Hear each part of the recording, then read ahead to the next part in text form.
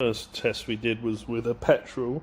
We're now going to be using it on a diesel. I've got a Seat Exio that has problems with the EGR. I think it's so much carbon in diesels that they recirculate using the EGR valves, makes it really dirty. So we're going to use this. We're going to put it on for about an hour just to give it a good clean, and then we're going to see if the engine light stays off once we've cleared the code.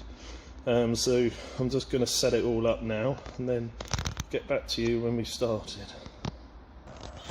Okay, so this is the car. So all we got to do is locate where the actual air filter is, which is going to be around here. We're going to have to unplug this to get to it, and then we'll see where it is located.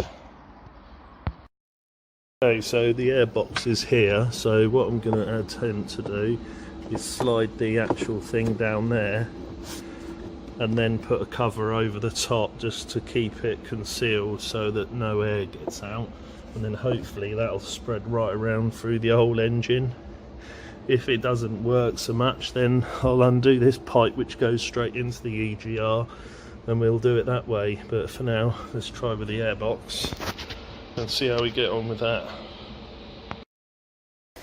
Okay, so it's hissing away, as you can hear. I've parted it down into there, so hopefully now when we start the engine that will start going through the whole system, and we'll see how that goes.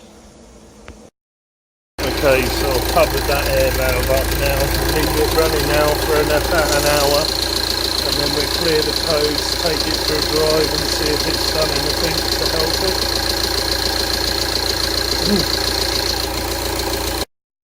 Okay, so it's been running for an hour now, so we're going to now switch it off and then go inside the cabin just to clear the codes, see what happens.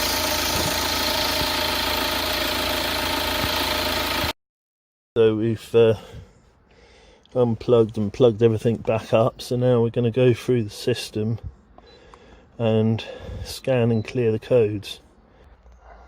Okay, so here's the codes that were coming up on this system. Intake manifold runner position sensor, and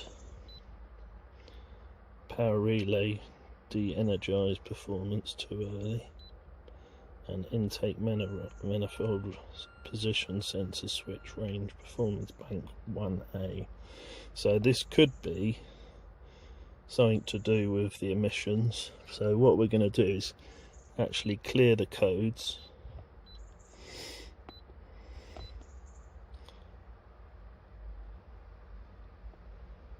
see, there you go, emission related diagnostic information. So hopefully now when we start the car up we won't have the errors we had before.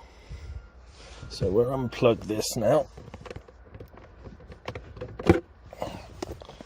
and start the car. Obviously the engine light's gone out, but then it would do because I cleared the codes. It's just whether or not it's going to come on again when we're driving. So we'll give it a couple of runs around the block and see how it goes.